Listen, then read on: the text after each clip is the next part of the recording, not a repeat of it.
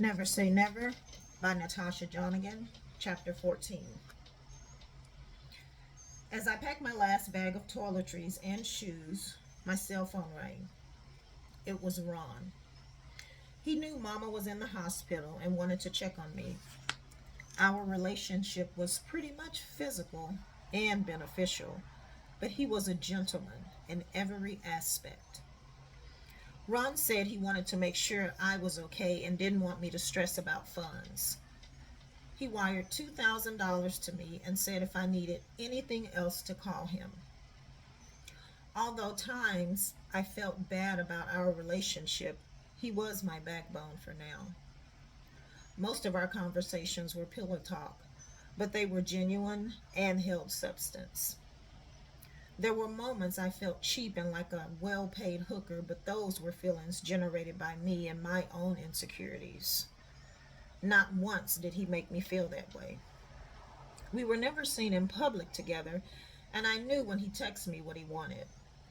Once I received the green light, I would reserve a room at our usual hotel and plan to be there a few hours.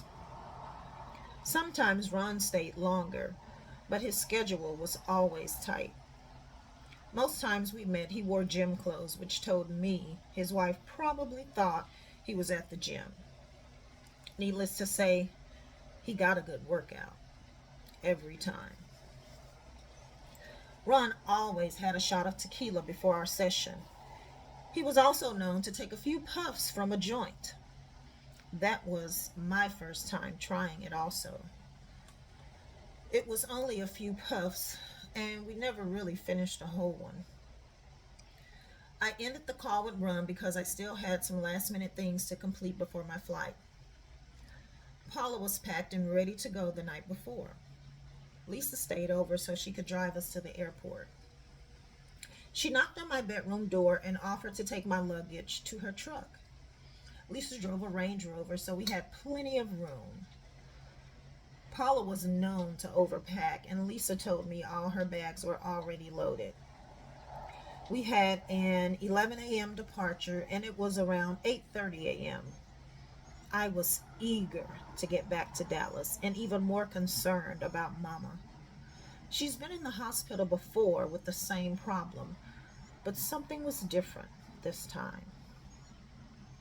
It was 9:49 a.m. when we arrived to the airport. As I got out of the truck, Lisa leaned over and kissed Paula. I loaded our luggage on the dolly and waited patiently for the lovebirds to exchange goodbyes. After going through the security check, we had time to spare and decided to get a cup of coffee.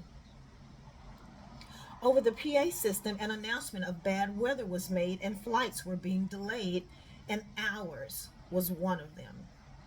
I called Mama to let her know. The phone to her room just rang and rang. I called the nurse's station, and her nurse told me Mama was taken to surgery less than an hour ago. Mama didn't say anything about surgery, nor did Daryl. Ending the call, I decided to call Aunt Deirdre's number. No answer from her home phone, so I called her cell. Aunt Deirdre's phone went straight to voicemail.